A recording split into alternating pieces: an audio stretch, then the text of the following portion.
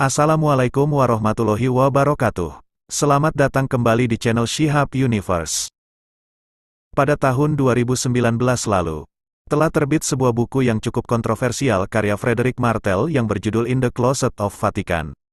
Dalam buku tersebut menceritakan tentang sebuah skandal besar di Vatikan Roma.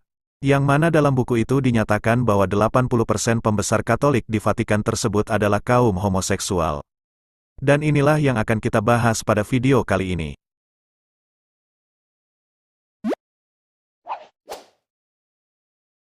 Frederick Martel ini adalah seorang wartawan asal Prancis. Selama 4 tahun ia telah melakukan penyelidikan dan telah mewawancarai 1.500 petinggi Katolik di Vatikan Roma. Di antaranya para kardinal, uskup, dan pastor dalam ruang lingkup gereja. Dalam penyelidikannya tersebut ia menyatakan bahwa sebagian besar orang-orang yang berada di Vatikan itu adalah gay atau kaum homoseksual. Lantas mengapa hal tersebut bisa terjadi? Frederick menjelaskan bahwa masyarakat Kristen Katolik di seluruh dunia pada umumnya sangat tidak menerima kehadiran kaum LGBT. Yang mana dalam hal ini adalah kaum gay. Maka ketika ada seorang gay yang hidup di lingkungan tersebut secara otomatis dia akan diasingkan, dikucilkan, dibully, bahkan dipersekusi oleh masyarakat di sekitarnya. Walaupun dia adalah umat Kristen yang sangat taat. Untuk menghindari persekusi yang lebih parah, akhirnya umat Kristen yang taat dan kebetulan gay tersebut memutuskan untuk pergi ke suatu tempat. Tempat pelarian terbaik bagi mereka adalah menjadi rohaniawan gereja Katolik di Vatikan Roma. Di tempat tersebut mereka bertemu dengan orang-orang yang bernasib sama. Hingga akhirnya tempat itu dipenuhi oleh kaum homoseksual. Frederick juga menambahkan bahwa sebagian besar petinggi gereja di Vatikan, ketika siang hari mereka membuka pelayanan rohani di gerejanya. Namun ketika malam hari mereka menggantungkan jubahnya dan pergi ke sebuah bar untuk melakukan aktivitas homoseksual. Kemudian menurut Frederick Martel, terdapat beberapa jenis gay di Vatikan. Ada sekelompok gay yang berusaha sekuat mungkin untuk menahan libido seksualnya. Sebagai bentuk komitmen terhadap janji-janji sucinya baik kepada lembaga gereja maupun Tuhan. Kemudian terdapat juga sekelompok gay yang berusaha sekuat tenaga untuk membersihkan dirinya, tetap menjalani kehidupan yang suci dan memberikan pelayanan. Namun di sisi lain ia juga melakukan aktivitas homoseksual.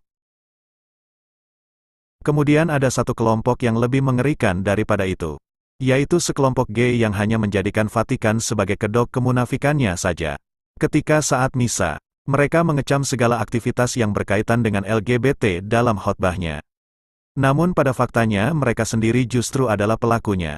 Di malam hari mereka berkeliaran mencari tempat yang nyaman untuk melakukan aktivitas homoseksual.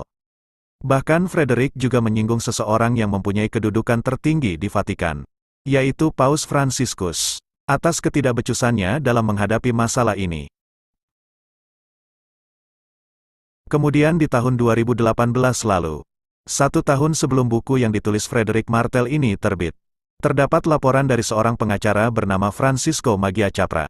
Ia mengatakan bahwa dirinya telah melaporkan sebanyak 1.200 berkas yang menjadi bukti bahwa 34 pastor di Vatikan adalah seorang gay.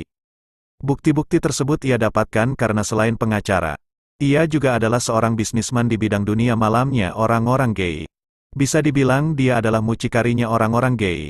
Kemudian di antara para klien yang telah menggunakan jasanya, terdapat 34 pastor Vatikan di dalamnya.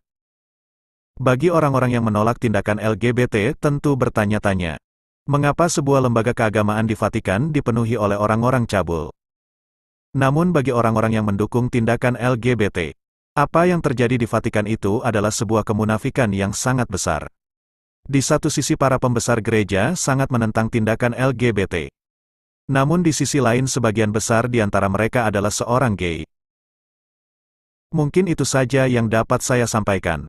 Semoga kita semua terhindar dari isu-isu seperti yang terjadi di Vatikan tersebut.